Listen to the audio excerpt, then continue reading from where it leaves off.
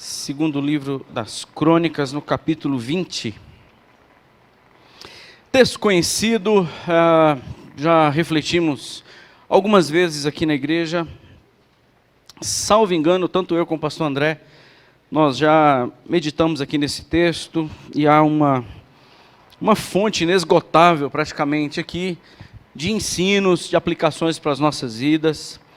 E louvado seja o Senhor que assim é toda a sua Bíblia, inesgotável.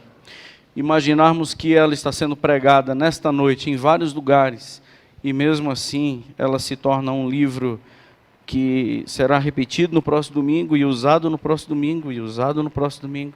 Estamos de fato falando da palavra do Senhor, porque qualquer outro livro não teria mais assunto para retirarmos dele.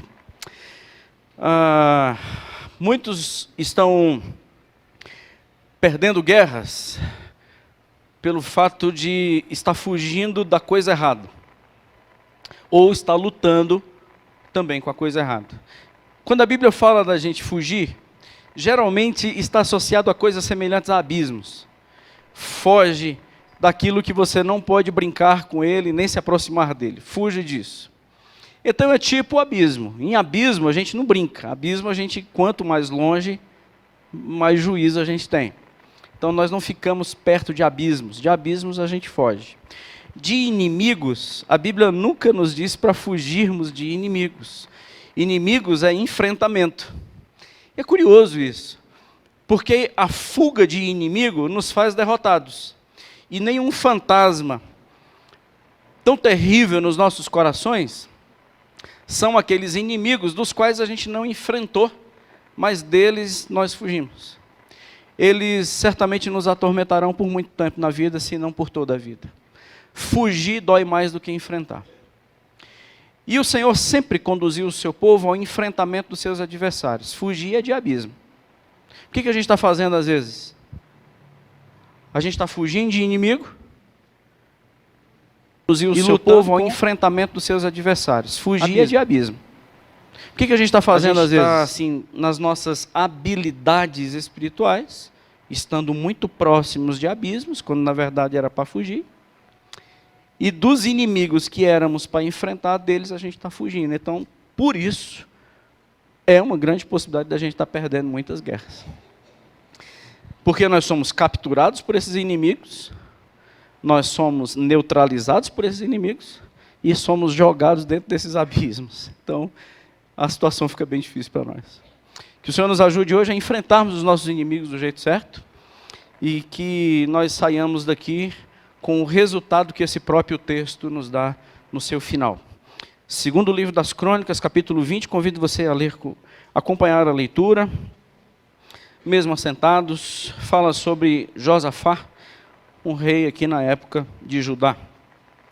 Diz assim: depois disto, os filhos de Moabe e os filhos de Amon, com alguns dos meunitas, vieram à peleja contra Josafá. Então vieram alguns que avisaram a Josafá, dizendo: grande multidão vem contra ti, da além do mar e da Síria. Eis que já estão em Hazazon-Tamar, que é em Engede. Então Josafá teve medo, e se pôs a buscar ao Senhor, e apregoou jejum em todo Judá. Judá se congregou para pedir socorro ao Senhor. Também de todas as cidades de Judá veio gente para buscar ao Senhor. Pôs-se Josafá em pé na congregação de Judá e de Jerusalém, na casa do Senhor, diante do pátio novo, e disse: eis aqui a oração de Josafá. Ah, Senhor, Deus de nossos pais, porventura não é tu Deus nos céus? Não és tu que dominas sobre todos os reinos dos povos? Na tua mão está a força e o poder, e não há quem te possa resistir. Porventura, ó nosso Deus, não lançaste fora os moradores desta terra e diante do teu povo de Israel, e não a deste para sempre a posteridade de Abraão, teu amigo? Habitaram nela e nela edificaram um santuário ao teu nome, dizendo: se algum mal nos sobrevier, espada por castigo, peste ou fome, nós nos apresentaremos diante desta casa e diante de ti, pois o teu nome está nessa casa. E clamaremos a ti na nossa angústia, e tu nos ouvirás e livrarás. Agora, pois, eis que os filhos de Amon e de Moabe, e os do monte Seir, cujas terras não permitiste a Israel invadir, quando vinham da terra do Egito, mas deles se desviaram e não os destruíram, Eis que nos dá um pago, vindo para nos lançar fora da tua possessão, que nos deste herança. Ah, nosso Deus, acaso não executarás tu o teu julgamento contra eles? Porque em nós não há força para resistirmos a essa grande multidão que vem contra nós. E não sabemos nós o que fazer. Porém, os nossos olhos estão postos em ti. Amém. Todo Judá estava em pé diante do Senhor, como também as suas crianças, as suas mulheres e os seus filhos. Então veio o Espírito do Senhor no meio da congregação sobre Jaaziel, filho de Zacarias, filho de Benaía, filho de Jeiel, filho de Matatias, levita, dos filhos de Asaf. E através de Jaiel, o Espírito do Senhor disse o seguinte, versículo 15, dai ouvidos a todo Judá e vós, moradores de Jerusalém, e tu, ó rei Josafá, ao que vos diz o Senhor. Não temais, nem vos assusteis por causa desta grande multidão, pois a peleja não é vossa, mas de Deus. Amanhã descereis contra eles, eis que sobem pela ladeira de Ziz, encontrá-los-eis no fim do vale, defronte do deserto de Jeruel. Neste encontro não tereis que pelejar, tomai posição, ficai parados e vede o salvamento que o Senhor vos dará. Ó Judá e Jerusalém, não temais, nem vos assusteis. Amanhã saí-lhes ao encontro, porque o Senhor é convosco. Então Josafá se prostrou com o rosto em terra, e todo o Judá e os moradores de Jerusalém também se prostraram perante o Senhor e o adoraram. Dispuseram-se os levitas, dos filhos dos coatitas e dos coreitas, para louvarem ao Senhor Deus de Israel, em alta voz, sobremaneira, e assim terminou o dia com este culto de louvor ao nosso Deus. Pela manhã cedo, no dia que o Senhor mandou ir lá encontrar o exército que vinha contra eles, se levantaram e saíram ao deserto de Tecoa. Ao saírem eles, pôs-se Josafá em pé e disse, antes de partirem, ouvi-me, ó Judá e vós moradores de Jerusalém. Crede no Senhor vosso Deus e estareis seguros, crede nos seus profetas e prosperareis. Aconselhou-se com o povo e ordenou cantores para o Senhor, que vestidos de ornamentos sagrados e marchando à frente do exército, louvassem a Deus, dizendo, rendei graças ao Senhor, porque a sua misericórdia dura para sempre. Tendo eles começado a cantar e dar louvores, pôs o Senhor emboscadas contra os filhos de Amon e de Moabe e os do monte Seir, que vieram contra Judá e foram desbaratados. Porque os filhos de Amon e de Moabe se levantaram contra os moradores do monte Seir, para os destruir e exterminar. E tendo eles dado cabo dos moradores de Seir, ajuntaram-se uns aos outros a destruir-se. Tendo Judá chegado ao alto, que olha para o deserto, procurou ver a multidão, e eis que eram corpos mortos, que jaziam em terra. Com quantos sobreviventes? Nenhum sobrevivente. Verso 25, vieram Josafá e o seu povo para saquear os despojos, e acharam entre os cadáveres riquezas em abundância e objetos preciosos, tomaram para si mais do que podiam levar, e 3 dias saquearam o despojo, porque era muito. Ao 4º dia se ajuntaram no vale da bênção, onde louvaram o Senhor. Por isso chamaram aquele lugar Vale de Bênção, até o dia de hoje. Então voltaram todos os homens de Judá e Jerusalém, e Josafá à frente deles, e tornaram para Jerusalém com alegria, porque o Senhor os alegrara com a vitória sobre seus inimigos. Vieram para Jerusalém com alaúdes, harpas, trombetas para a casa do Senhor. Veio da parte de Deus o terror sobre todos os reinos daquelas terras, quando ouviram que o Senhor havia pelejado contra os inimigos de Israel. Assim, o reino de Josafá teve paz, porque Deus dera repouso por todos os lados. Amém. Que Deus nos abençoe com a sua palavra. A gente tem na palavra do Senhor alguns episódios como esses que nos enchem o coração de alegria, de expectativa. A gente olha isso aqui como se fosse uma cena de um filme, um desdobramento de um cenário assim, e nós nos enxergamos como esse povo vencedor. E é verdade. Agora, é bom a gente saber que esses 3 reinos, os amonitas, os meunitas e os moradores do Monte Seir, esses 3 reinos, eles representam para a gente verdades que nós estamos vivenciando hoje, e pode ser vários nomes. Tipo assim, quando a gente lê a história do Davi e do Golias, a gente se enxerga como quem? A gente tem 2 opções, ou você se enxerga como Golias ou se enxerga como Davi. Geralmente, a gente se enxerga como o Davi, o vencedor sobre o negócio. E quem é o nosso Golias que a gente está derrubando? Então, isso são os gigantes que a gente tem que enfrentar todo dia. Qual é o seu gigante? Qual é a sua luta? Qual é o seu grande inimigo? Qual é a realidade com a qual você vai ter que lutar todo dia? Esse é o seu gigante. Então, na verdade, nós estamos trabalhando com tipos, com exemplos, com coisas que representam algo que traz a realidade para a gente dentro do texto. Então, esses 3 exércitos, esses 3 reinos, eles representam realidades nossas. Mais para frente um pouquinho, Marcos capítulo 6, Lucas capítulo 6, não estou bem lembrado, mas aquela parábola da casa edificada na rocha, casa edificada na areia, lembra? A casa edificada na rocha representa o quê? Nós, que a palavra do Senhor nos alerta que a prioridade nossa não deve ser lustre, blindex, coisa chique, deve ser alicerce. E o alicerce se justifica porque virá uma grande enchente e tentará derrubar essa casa. Pergunta, o que é a enchente? Exatamente, são as lutas que a gente enfrenta na vida. Então, se nós não tivermos bem fincados com o alicerce muito bem feito, há uma profecia divina, poderosa para nós, virá uma enchente. E se você não tiver bem construído, se você for casa edificada na areia, você cairá. Aleluia! Porque assim, não existe uma palavra dizendo, eu vou te sustentar no dia da enchente.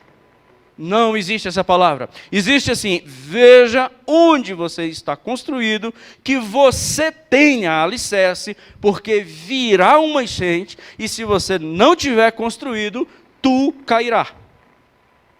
Então assim, Deus não nos livra da enchente, Ele nos alerta que a gente tem que ter o alicerce. E Ele é o alicerce. Então é tipo. Então qual foi a sua enchente nessa semana?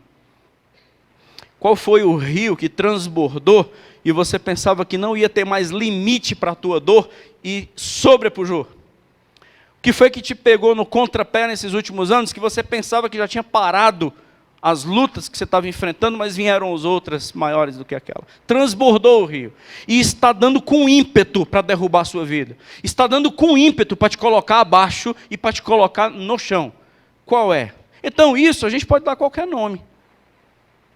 E nós não vamos desfilar aqui na frente para saber quem está sofrendo mais e quem está sofrendo menos, porque isso é injusto. Porque todos nós temos os nossos gigantes, todos nós enfrentamos os nossos rios e todos nós temos exércitos que se levantam contra a gente. Amém? Então como é que a gente vai lidar com isso?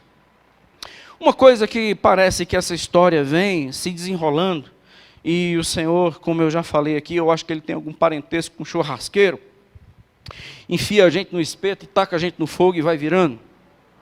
Então Deus tem algum parentesco com um churrasqueiro? Não é possível. Porque Ele vai girando a carne e vai, isso não está bom ainda não. Tira, olha, vê se está no ponto, enfia no fogo de novo e vai girando. Para que nós possamos chegar ao ponto que Ele quer. Não é uma benção? Bem no ponto. Então esse foguinho são esses inimigos que Ele levanta.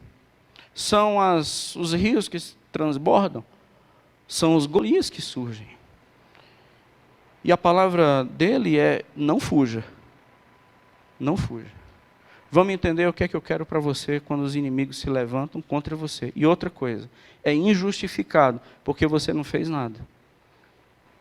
É justo eu estar passando pelo que eu estou passando, apesar de ser quem eu sou? Não, a questão não é justo ou injusto, a questão é que a realidade da vida é essa. Se a gente cair nessa bobagem de ir atrás de saber se é justo ou não, não era justo Cristo ter ido para a cruz. E a gente vai emudecer diante da cruz, porque não foi justo Ele ter passado pelo que Ele passou no Gólgota. Então nós não podemos cair nessa cilada de saber se é justo ou não passarmos pelo que passamos. O que a gente vai ter que é aprender naquilo que a gente atravessa. Então vamos lá, o que esses 3 inimigos aqui que se levantaram contra Josafá geraram? O que foi que eles provocaram? Medo. E eu acho que quando nós perdemos o medo na vida, nós estamos na iminência de morrer. O medo é o gatilho da inteligência que faz com que a gente recue. É a força mental em ação que faz com que nós tenhamos vida depois de hoje. Porque um homem destemido, geralmente, ele é um alvo muito fácil a ser abatido.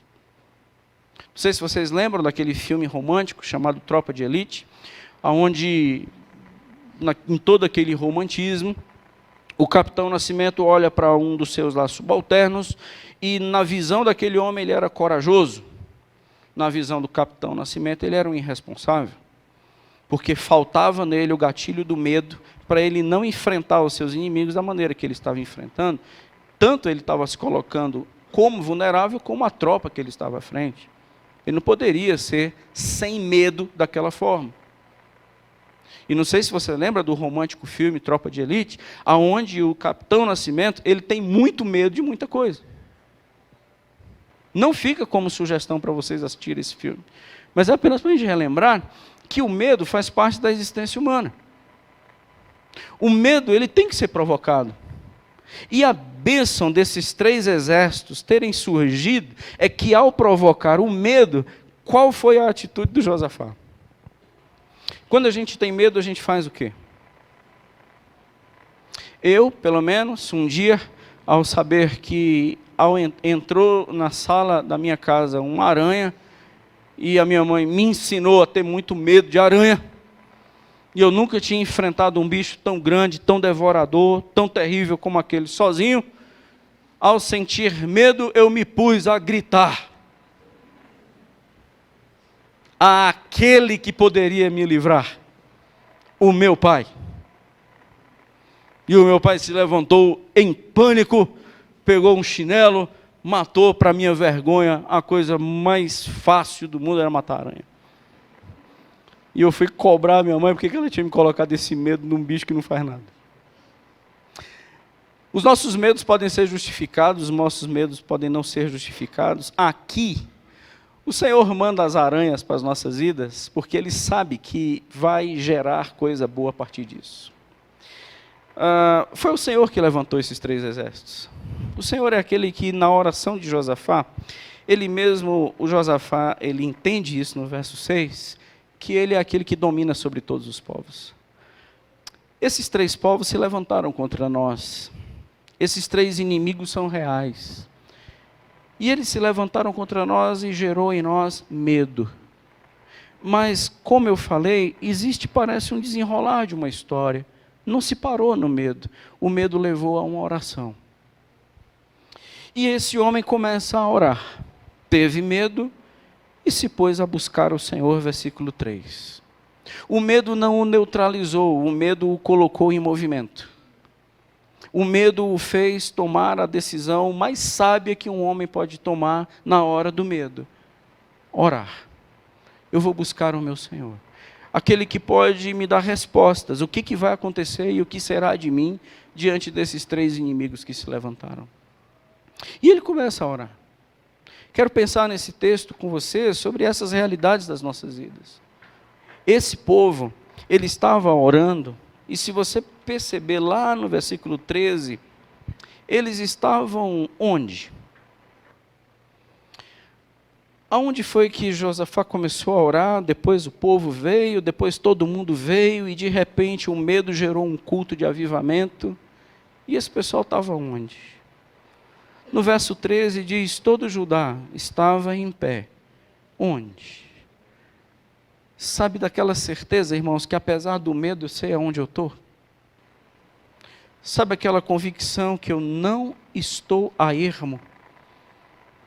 Apesar de todos os medos que eu possa estar enfrentando hoje, eu sei que eu estou diante do meu Deus. Eu estou diante dEle. Eu não estou por vácuo, eu não estou por nada. A congregação estava em pé, diante de Deus. E o que será de nós, Senhor? O que será de nós? O medo nos impulsionou a Ti. Agora, nós somos problema do Senhor. E é muito bom dizer isso. Eu sou o problema de Deus. Lembra da história da missionária? Que as bagagens ficaram lá no aeroporto da África em algumas décadas atrás. A oração que eu aprendi a fazer e eu faço sempre, recorrentemente. Ninguém não lembra, não sabe dessa história? Mas ninguém levantou a mão, então eu não vou contar. Alguém não lembra, não sabe dessa história? Olha, agora eu vou contar. Umas décadas atrás, uma missionária, que trabalhava no interior da África, ela veio, voltou para a sua cidade natal, e ao retornar de avião, ela levou muita bagagem. Mantimentos, roupas, remédios, para a tribo onde ela trabalhava lá. Muitas bagagens. A história basicamente é essa. Há décadas atrás, os aeroportos africanos eram extremamente bem estruturados, e uma dessas conexões que ela ia fazer, ela teve que desembarcar as caixas para ela colocar no outro avião que ia para a tribo. Quando ela desembarca, ela tirando as caixas do avião, o avião dela, que ela ia partir, ia começar a sair. Então, ou ela ficava com as caixas, ou ela ia para a tribo. As caixas iam ficar. Então, ela correu, entrou no avião, com as suas bagagens pessoais, e as caixas ficaram na pista. E o avião ia taxiando e ela olhando para as caixas na pista. O que foi que ela orou? Eu só quero saber como é que o senhor vai sair dessa. Porque a tribo é do Senhor, as caixas foi mandado pelo Senhor, eu não sei, isso é problema teu, vou tirar um cochilo nesse avião agora. Estou diante de ti, isso aqui é problema do Senhor, eu sou teu, esses inimigos foram erguidos, eu só quero saber como é que o Senhor sairá disso. E essa oração eu tenho aprendido e feito mais vezes na minha vida. E não como é que eu vou sair dessa, mas Senhor, como tu sairá dessa? Contempla, me faz contemplar a tua glória, o teu poder, a tua misericórdia, o teu amor, porque eu não acho que aqui, numa situação dessa, tem saída. Eu não acho que um avião em curso, com caixas lá, não tem como isso ser revertido. E de repente o avião começa a fazer, volta para o aeroporto, e ela pergunta o que foi que houve. E a comissária do voo diz, é porque ia conosco um comandante do exército tal. E nós esquecemos o comandante. E nesse retorno desse avião, as caixas foram recolocadas no seu avião. Deus sempre sai dessa. Quando a causa é dele, quando nós estamos diante dele, porque nós somos dele, ele sempre sai dessa. E aí vem o seu Espírito. Não terminou com essa oração? Não termina com essa oração e a seguinte frase de Josafá, no versículo 12, que é também uma oração que muitos de nós gostamos de repetir, que diz, Senhor, diante disso, eu não tenho força e eu não sei o que fazer. Estas duas frases, elas são marcantes nos corações de muitos cristãos, porque nós repetimos essa oração. Diante disso, eu não tenho força. Diante disso, eu não sei o que fazer. Mas uma postura eu tenho. Os meus olhos continuam postos em ti. E no versículo 12, fecha esta oração. Não tenho força, não sei o que fazer, mas eu não vou desviar os meus olhos do Senhor. Continuam sendo postos em ti. Eu não vou olhar para o poder desses três inimigos. Eu continuo olhando para o Senhor. E aí vem a resposta. O Espírito do Senhor, no versículo 14, vem sobre Jaziel, e a resposta de Jaziel, Deus, através desse homem, primeira coisa que o Senhor fala no versículo 15, é, não tenham medo. Não tenham medo porque eu sou com você. Não se neutralize, a palavra é, não fuja, não corra em frente. Eu quero que você aprenda através dessa situação quem eu sou e o cuidado que eu tenho com você. Não questione os seus inimigos, não questione por que isso aconteceu na sua vida. Volte-se para mim, ore a mim, coloque seus olhos em mim e saiba e escute o que é que eu quero de você agora. Eu quero marcar um encontro entre você e os três exércitos. Por isso que Deus tem alguma coisa com parentesco de churrasqueiro. Porque seria muito mais fácil Deus ir lá, matar esses 3 exércitos, voltar um recado e dizer assim, pronto, passei a régua, matei todo mundo, pode fazer festa. Deus não é gente. Deus é Deus. E diz, bom, o que eu quero é que vocês façam o seguinte, amanhã vocês vão descer e vão se encontrar com eles no meio do deserto. Sabe esse Deus que não livra a gente dos nossos inimigos? Quinta-feira nós falamos isso aqui na escola bíblica. Mas faz com que a gente tenha um encontro com eles. Como é interessante esse Deus que marcou um encontro com 3 inimigos que querem me matar. Um Deus que fez com que 3 inimigos se encontrassem diante de um povo absolutamente vulnerável. Deus marcou esse encontro. Mas o problema, ou pelo menos a grande solução aqui, é que Deus não iria ficar onde eles estavam. É que o Senhor iria com eles. O maior medo do povo de Israel não era ir para onde Deus estava mandando.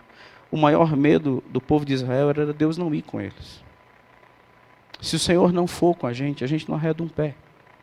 Porque estar diante do Senhor é a garantia de que tudo vai dar certo. Se o Senhor for conosco, automaticamente a gente vai andar e vai celebrar.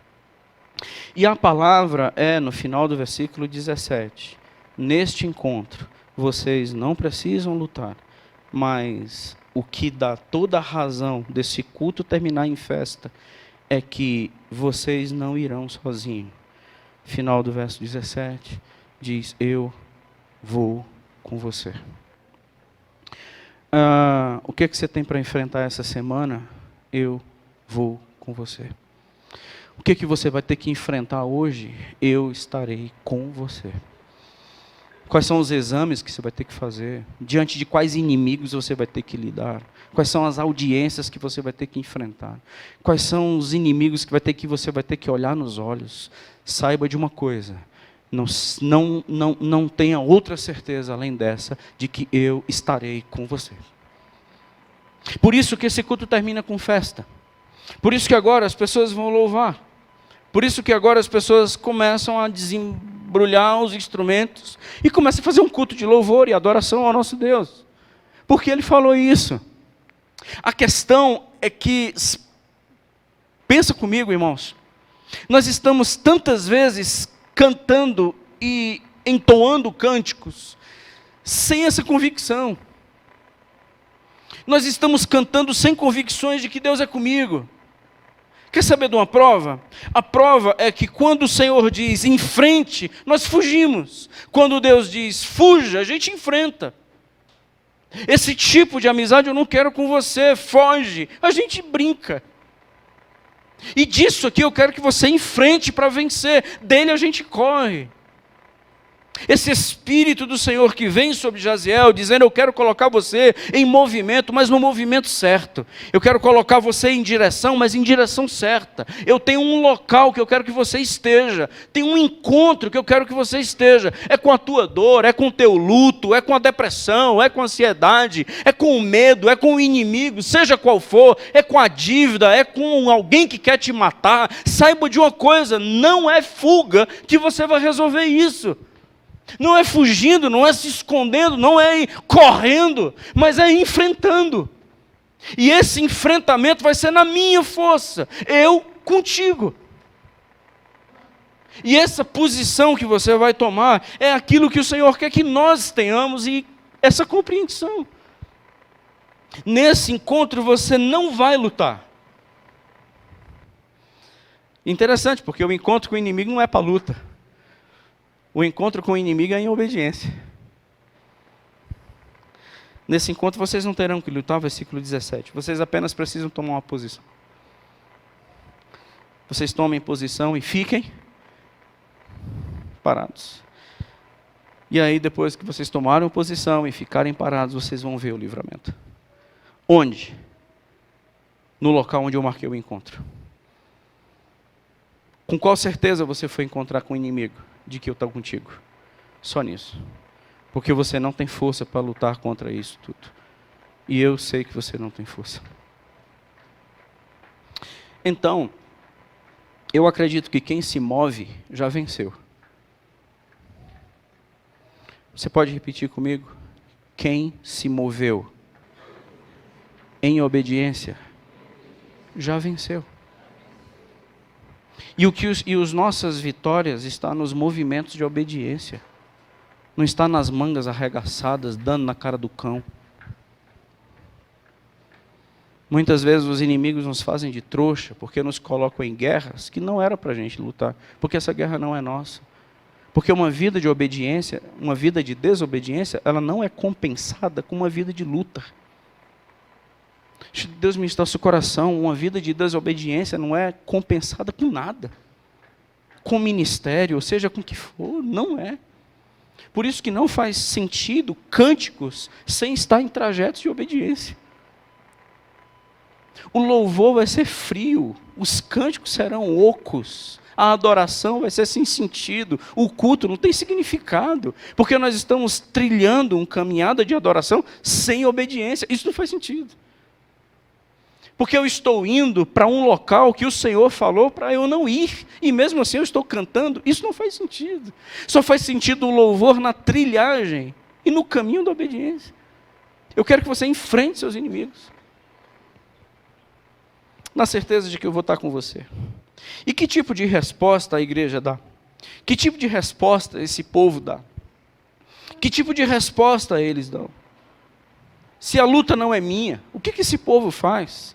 Esse povo começa a responder ao Senhor através de músicas, na certeza de que o que Ele falou não é mentira. De que aquilo que Ele falou jamais pode cair por terra. Esse povo responde em louvor porque acredita que tudo que Deus falou é verdade. Você vai chegar num determinado local, não vai lutar, eu vou vencer, essa luta não é tua, nós vamos vencer juntos porque eu sou contigo. Então louvemos, porque o Senhor, Ele falou e Ele não pode deixar de ser fiel. Ao plantar da semente, não vale a pena a gente ficar cavando a semente em 30 minutos. Nós acreditamos plenamente de que ela vai germinar, isso é fé. Quando o Senhor me chamou para o ministério pastoral, eu tinha absoluta convicção de que não ia dar certo. Precisou haver momentos de experiência com Deus para saber se Ele poderia usar uma pessoa como eu no ministério pastoral. Meus irmãos, vocês não me conheciam não, porque isso aqui é um milagre.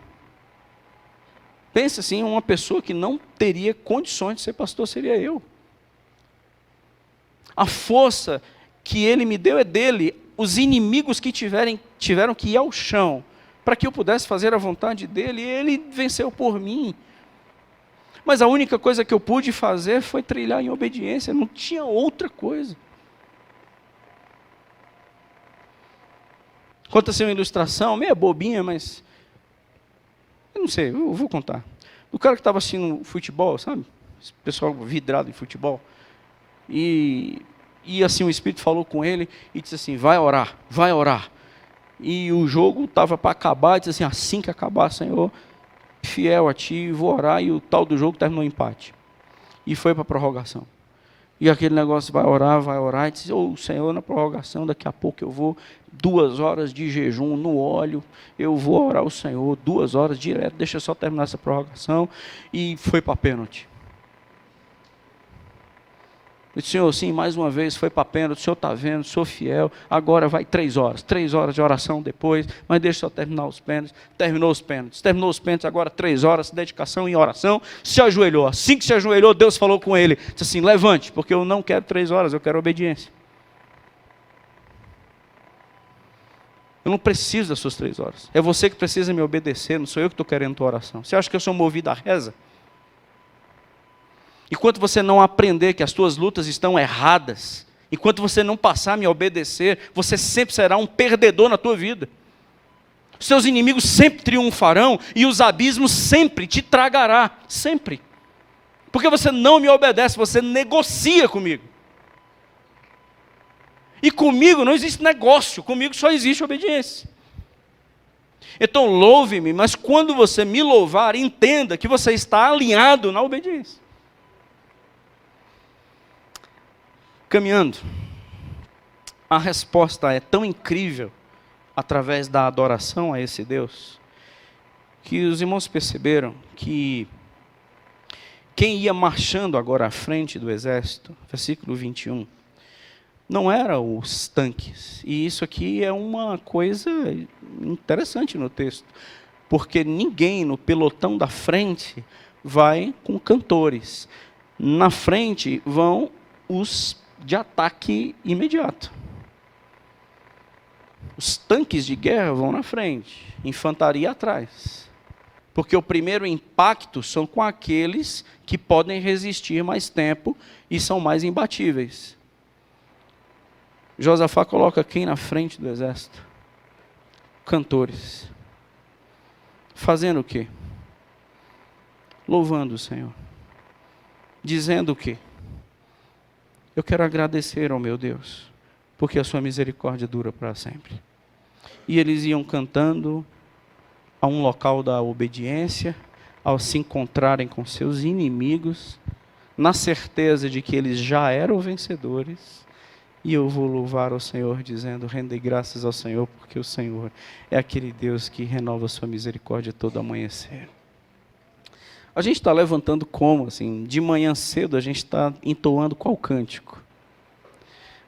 Pelas manhãs, assim, quais são os cânticos que a gente entoa? Pelas manhãs, o que a gente coloca à frente dos nossos dias? Pela manhã, assim, na nossa caminhada, o que vai à frente?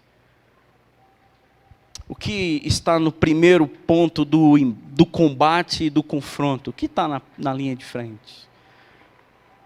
Bom, para esse pessoal aqui era adoração ao seu Deus. Eles não poderiam caminhar em outro estágio que não fosse em adoração. Nós sabemos como temos amanhecido e como têm sido as nossas manhãs por aquilo que ele falou ontem. O problema é que geralmente o que ele falou ontem não repercute um amanhã diferente. Nós estamos numa época que aquilo que o Senhor ministra hoje não altera amanhã. Nós estamos numa época que aquilo que o Senhor vai falar hoje, o nosso amanhã vai ser o mesmo. Porque a sua palavra não tem mais impacto nos corações de muita gente hoje. Eu vou estar com você amanhã. Isso não vai alterar o meu amanhecer. Para esse pessoal aqui alterou. A palavra do Senhor foi tão forte, dizendo, os teus inimigos cairão, porque eu estou contigo, que o amanhã deles foi diferente. Quando é que o nosso amanhã vai ser diferente, gente? Quando é que o nosso amanhecer vai ser com louvor? Quando é que o nosso amanhecer vai ser em gratidão pelo que temos e pelo que somos? E pelo Deus que nos sustenta todo dia? Quando é que o nosso amanhecer vai ser diferente das preocupações, dos medos, da análise dos inimigos? Quando é que a gente vai mesmo assim pensar nas coisas do alto e na certeza das vitórias? Não, isso não é alucinação, isso é fé. Aqui a gente coloca uma perspectiva interessante. Deus, ele sempre nos quer colocar em cena. Deus não nos tira de cena. Deus não legitima as nossas covardias.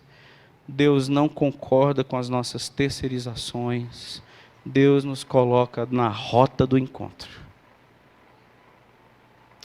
Nós, às vezes, queremos substituir por comportamentos compensatórios, e esses comportamentos compensatórios não resolvem o nosso problema.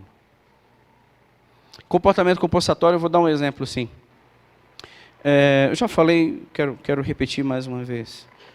O fato do meu pai, vou dar um exemplo. O fato do meu pai ter abandonado a minha mãe, e ter abandonado a minha mãe por causa de violência, me tornou uma pessoa violenta. Certo? Então eu sou violento hoje, brigão, colérico, porque eu tenho uma raiz de que o meu pai batia na minha mãe, eu tenho uma revolta dentro de mim. Joia? A minha violência é para compensar a dor que eu tenho lá atrás. Então, quando eu brigo com alguém, na verdade eu não estou brigando com esse alguém, eu estou brigando com o meu pai, que fazia isso com a minha mãe. Então, isso é para compensar a minha dor, o vácuo e tal. Então, quando Deus vai trabalhar com a gente, Ele vai trabalhar onde? Na violência? Ele vai mudar o nosso comportamento violento? Não, Ele vai curar o meu passado. Ele não trata comportamentos compensatórios. Então, Ele não retira dos nossos lábios louvor. Ele coloca no nosso coração significado. Vamos cantar, gente. Não, Ele não diz vamos cantar. Ele diz entendam por que deve cantar. Um dia eu estava numa igreja, disse assim, rapaz, vamos fazer o seguinte, vamos tocar um foguinho aí, porque o pessoal está meio desanimado. Eu achei muito engraçado. Como é que se toca foguinho que o pessoal está desanimado? O Senhor não diz, vamos cantar bem alto. O Senhor diz, eu falei. Qual é a resposta que você dá agora? Louvor. E o que vai amanhecer amanhã no teu coração? Louvor. Por quê? Porque o Senhor falou que é comigo. E as reclamações do que não tens, não existe mais. Agora é ação de graça. É toda manhã erguendo-me para a vida, dizendo, graças te dou, porque o Senhor é misericordioso. Então o Senhor não me deve, o Senhor não tem prestação de contas comigo, o Senhor é muito misericordioso. E isso é a base da ação de graças. Você é casado com alguém ou conhece alguém que dá vontade de matar logo de manhã cedo? Que coisa para reclamar da vida. O café não presta, a cama não é boa, e o sol nasceu muito cedo, e o barulho da casa foi muito grande, e o vizinho não sei o quê, e o leite não é esse, e já começa assim a casa toldada, assim. Por que Deus não levou esse indivíduo assim, durante a noite? Ou essa?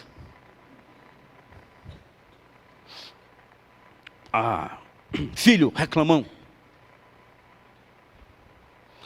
Bom, o amanhecer desse povo foi diferente, eu não tenho muito mais o que falar. Que Deus transforme as nossas manhãs pelo que Ele disse. Que as nossas manhãs não sejam transformadas porque os nossos inimigos foram anulados. O louvor aqui está sendo entoado e os inimigos ainda não foram destruídos, eles estão indo para o encontro. Esse louvor é mediante obediência pelo que Deus falou e não porque inimigos foram destruídos. Eles não sabiam o que estava acontecendo. Enquanto cantavam, os inimigos estavam sendo destruídos. Enquanto cantavam.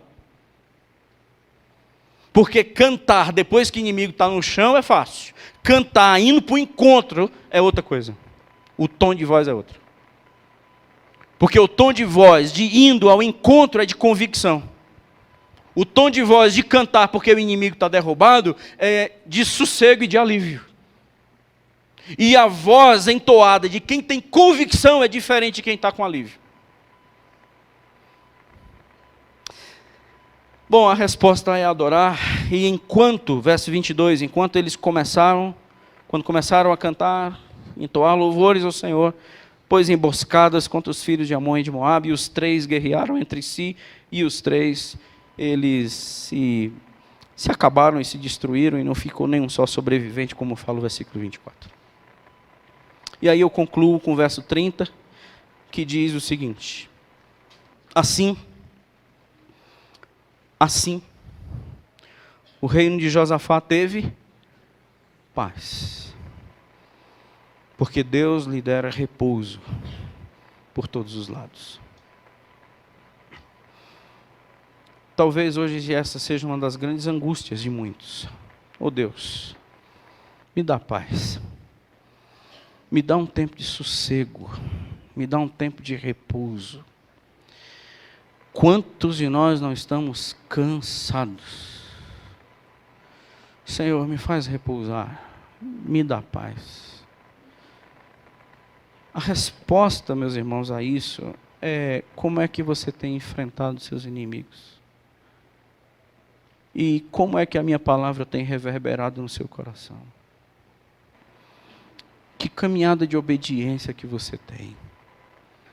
Por isso que não somente você está em guerras, como você provoca tantas guerras, porque quando a gente caminha em desobediência, todo mundo sofre com a gente. Quando a gente caminha em obediência, é paz para todos os lados. Quando a gente entra numa casa, a gente sabe que naquele local existe paz. Tem casas que a gente entra, que a gente sabe que ali não tem paz.